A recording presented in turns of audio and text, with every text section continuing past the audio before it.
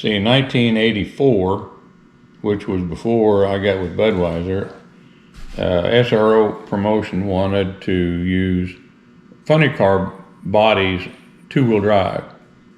So I built a 19, and I don't have a picture here. Yeah, there you go. There we go. Yeah. Now, do you still have this? No. The body? No. Nothing? Okay. I sold to a guy down in Texas back in '93. But anyway, they wanted us to do that, so I built that truck. So I quit using this with it. I just had my 2-engine truck and this.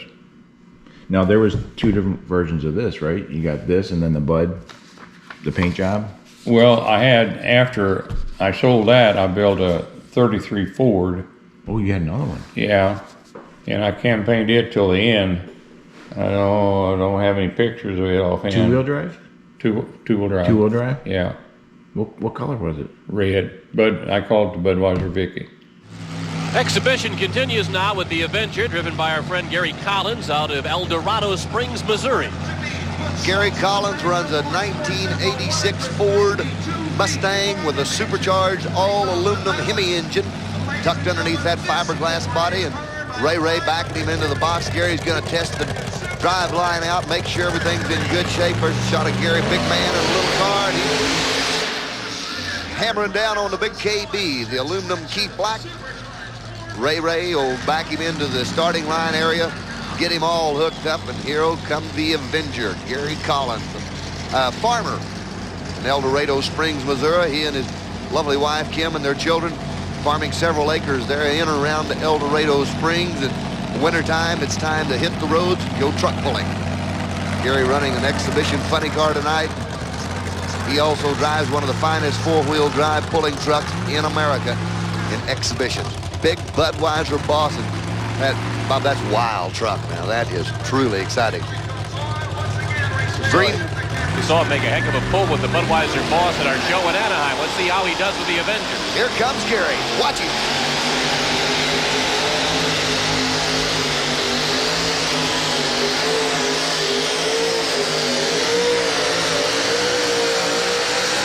Right to the end of the track. Gary Collins really put the distance on it tonight. A beautiful job with the Avenger.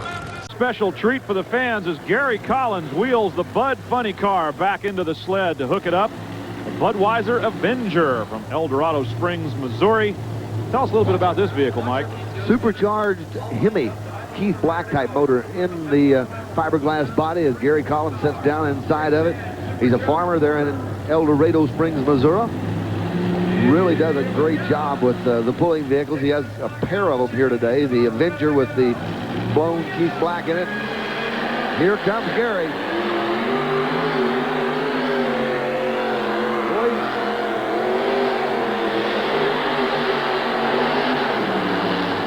He put the Budweiser Avenger through its paces down on trackside. Gary Collins, El Dorado Springs, Missouri.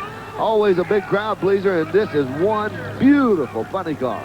Let there be no doubt about it. The Budweiser Avenger gets the job done. Full pull down the track in a special exhibition for the crowd, and they love it.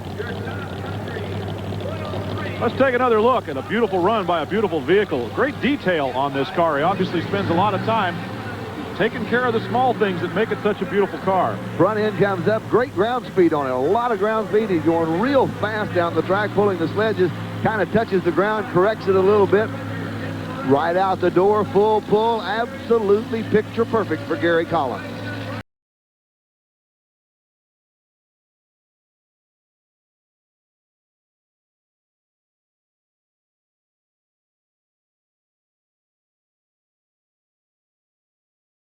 I don't think I've ever seen that one. Was it a funny car? No, it was a 33 Ford. Just as a two-wheel drive puller? Yeah. Okay. It had to be within 3 inches of stock wheelbase. And I bought the running gears for it from a buddy of mine in Maryland, Mike Hoff. He had a funny car puller, and he quit using it, and he sold the body, and I bought the running gears. And I put my motor and stuff in it, but he already had the rear end narrowed down and everything else, so it all fit pretty fast. The Chi-Town Hustler? Yeah. So how did the two-wheel drive come about? Well, this was another SRO want, and I think there was probably maybe 5 of us that did that, 5 or 6. Tim Arfons had a turbine in his, and Mike Hoff had one. I'm losing names anymore. Deal Wilson had one. Yeah. The Virginia Giant guy. Dan Patrick had one. Yeah, Warlord and all that. Yeah. And it worked good. It was just something different, you know. Yeah. That's what SRO wanted.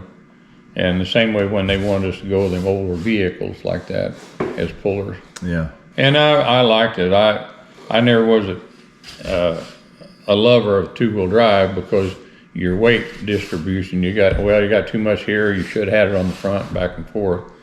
But I still enjoyed doing it. This was in Anaheim, California, the very first time I hooked it. And I didn't know how it was going to work. Okay. But it did. But that was George Carpenter. He was the one that named it the Avenger. We talked back and forth for a month what name to call it. And I always told him, I said, I want to call it the Eldo Raider. Oh, okay. And he said, no, we're not going to call it that. Nobody else would get it, huh? No. But so he named it the Avenger. Man. So, like the first time when you drove it, what was it like? Was it just because you're steering with your feet, right? Yeah, just like that because it was up and you couldn't see nothing. So It's got to be weird. It was, yeah. Did you have a hole cut in the floor Yeah, it was open down there. so you could see where you're sort of going? But there's probably so much going Well, when on. it came up like that, you could see the white line along the side. So at least you keep it in bounds. How do you know when to bring it down? Well, when usually the sled would stop you. Okay. But, you know, the flagman there, he'd tell you to stop. Now this is the Avenger, Gary Collins, out of El Dorado Springs, Missouri, who also drives the Budweiser Boss. Supercharged Keith Black Hemi. He'll pound out about 1,700 horsepower with this 1987 Ford Mustang body. A beautiful car and a fine gentleman. True competitor in this sport. Gary Collins, El Dorado Springs, Missouri. And let's see how he lets the Avenger ride tonight. Lots of power with this motor. And the big butterfly injectors, this is called a bird catcher injector. The big scoop up on top of it. Pumping a lot of air down inside this all aluminum engine. Very, very expensive, very sophisticated. See the fuel shut-off system there, and Gary Collins will get ready to rip, roar, and ride with the Avenger. Here comes Collins.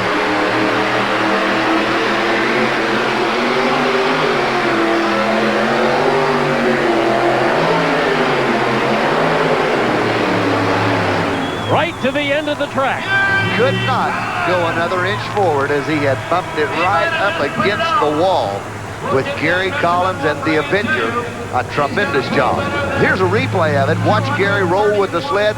Gary doesn't waste any time. He hammers that big Keith Black motor almost immediately. Look at the tire speed, as the tires are probably spinning about 80 miles an hour, and Gary Collins has the front end pointed towards the sky as he heads the Avenger down the track. A beautiful job, an outstanding job of driving for Gary Collins as he sticks one right up against the wall.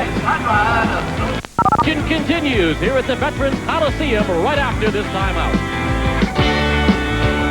There's still got to be so much going on because you got the rumble, you got the place, you got the crowd, your things up in the air. It's just like there's got to be a lot going on. I was down in Fort Lauderdale, Florida with my truck and this, and I blew the motor up in it, and it caught on fire. And at that time, I used a Halon fire extinguisher. Yep. And I had a little line running up to the back of the engine and had the fire extinguisher right beside me, like that, and it was out. Oh, okay, good. Because the Halon takes the oxygen away. Yep. But it worked good, and then they outlawed it. They outlawed the Halon. Why? I don't know. But it was good. We had George Stennett was he was a puller also. I remember, yeah. And Cycle. I think George passed away. He did, yeah. But he would refill our fire extinguishers for us just for a few dollars. And so we always if we had empties, we always take them, and George would either, trade us out or whatever. But it wasn't very much. And then I don't know if they outlawed it or they just made it so expensive you couldn't do it anymore. Did he have like a refueling station in his Something trailer? like that. He had a body shop where I don't remember where George lived, but I think he had a body shop there. He had a truck called the Cool Jerk and Psycho Wheel Stander. Yeah. Well, that's one thing I was going to ask you about. Like, who was your best buddies back then? Like, who'd you hang out with? And like, some stories about them. George Carpenter and Bob Chandler. We would go to pulls, and after the pull was over, Bob and George and me, we'd go hang out, and the other guys go party somewhere. Okay. I was married, and I wasn't carousing around, so I just Bob and George and me would always go hang out and do something.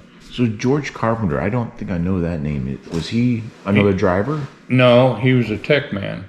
Oh, tech man. And he lived in Chicago, and his son Robbie was he did dirt work, a lot of the dirt work for a lot of pulls we had. Yeah, George passed away a few years ago. He did a little promotion there for a while too, because I pulled for him at Topeka, Kansas, back some years ago. I don't remember how long ago it's been now. And Mike Galloway, he might be in there too. Yeah, any crazy stories with Mike? I met Mike in '82, and we've been friends ever since. Yeah. He had 3 girls, the same age as my 3 kids. Okay. They grew up apart together. But I went down to Chickasha for all 3 of his weddings. And the last one, I don't remember how long, it wasn't all that long ago, but Mike was, of course, he walked daughter down the aisle. When he walked back, he was with his wife. He didn't know I was there. And he walked down there and said, "Hey, Bubba." He turned and looked at me. "Come on, give me a hug." Finally, we have Bubba. Bubba, Bubba. the common term for all pullers. Now, wait a minute. You call everybody Bubba? Basically, we travel all the time together, and everyone becomes Bubba. I got you. So in other words, trying to remember names may not work sometimes, and why not call him Bubba? Well, it also helps in a number of ways. In case one of you got in trouble that night, it was always Bubba. Bubba, right. Bubba made me do it. Yeah, Mikey's something else. And him and my son are buddies too. He's on Facebook with my 3 kids. I'm on Facebook with his 3. Okay. Well, that's a good thing. I mean, like, you are quite active on Facebook. I see you like a lot of pictures and all that stuff. Yeah. So it's so cool that you guys are active on Facebook, and like, I'm just so glad you're willing to sit down and do this, So. Yeah. And then you said you're buddy with Wally Harwell, right? And yeah. Then, what about Jaskies? Who? Jaski, Bud Jaski, and Steve? Well, I used to go, when I worked with Ford, I went 30 years to the Mid-America Truck Show in Louisville, Kentucky. Oh, yeah, I went to that. And I saw Bud there. Him and his wife would be there. Okay. And so he'd stop and visit with me, because I usually have my vehicle there. But yeah, Bud and we've been friends for a long time. Would you take this to the truck show? I did up until, I see, the last one was in 19, probably 2 years before that, and I just went to be there. Because, I mean, I knew so many people there, but, you go there 30 years, a lot of them, they retire out or whatever, and you don't know anyone, say, like a Spicer or Caterpillar or something like that. So I don't, you get a new breed of people. And so you kind of had to start all over with it. Gotcha, yeah. Do you know where the Vicky is at all? Well, I sold it to a guy named Collins in North Missouri. And what he did, because it was a short wheelbase because of the original wheelbase, he put 3 foot in it, and actually in the cowling of it draped American flag on it. Okay. So it's something to hide that oddball's length. Okay. And he couldn't run aluminum engines in the class he was in. So I sold the motor to somebody else, and I sold the transmission to somebody else. But I don't know that he still has it. His wife drove it in El Dorado back some years ago, and I talked to him then, But his wife passed away, or he did, one of the two, and I don't know what happened since. So it's probably still around. It could be. And then when did the Bud paint job on this come along? See, that was 84, 80, probably 87. 87. Yeah. And that the funny cars didn't last all that long, did they?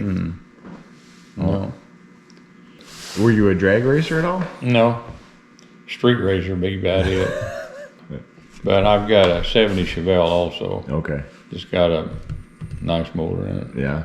I had one originally, and I had it 3 years, and I thought, well, muscle cars will be around forever, and I sold it, and I wished I'd kept it, but I've got one just like it. So what got you into cars and trucks and all that? Like as a kid, like were you into it or? Just a farm guy, Yeah. you know, horsepower is always good.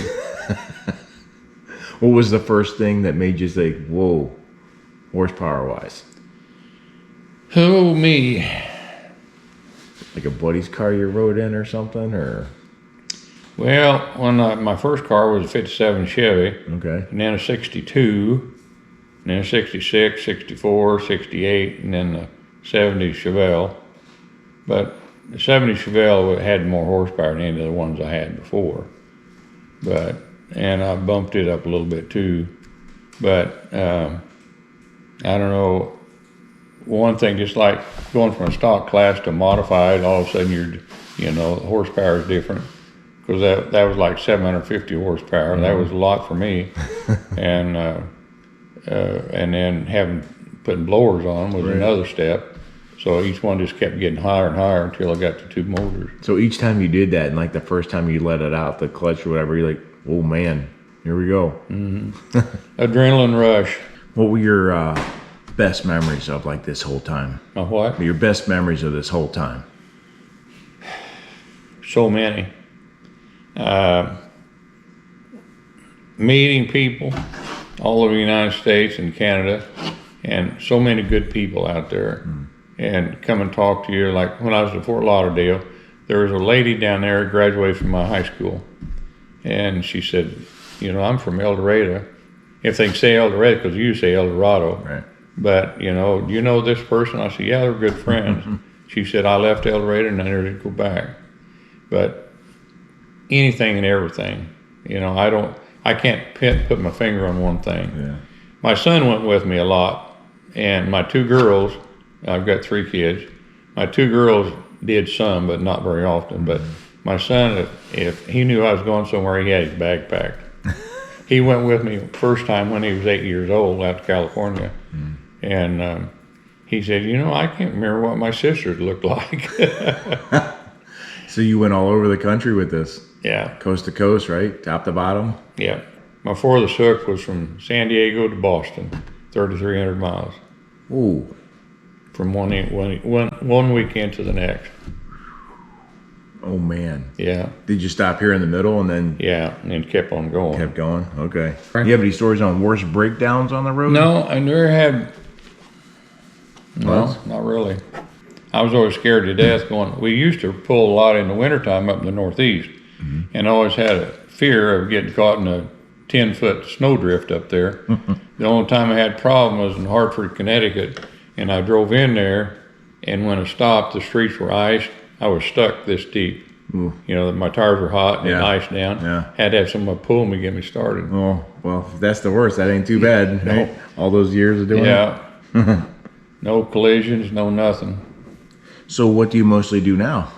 Just farm. I used to row crop, and I sowed everything to grass, so I do hay and cattle. Okay. Keeps And you right busy. now we're in a big drought, just like we were the last 2 years. Drying our popcorn fart. Do you miss the days of the heyday? Oh, I tell you, I'd love to do it all over again. 45 years, Yeah. and I mean, it was most of my life. Yeah. But I mean, it's just good to meet people, Yeah. good people, and I love to talk about my truck, and so it is what it is. Yeah. Can I have you sign up these 2 pictures for me? Yeah. Here's your couple pens. All right, thank you. Here, we'll give you.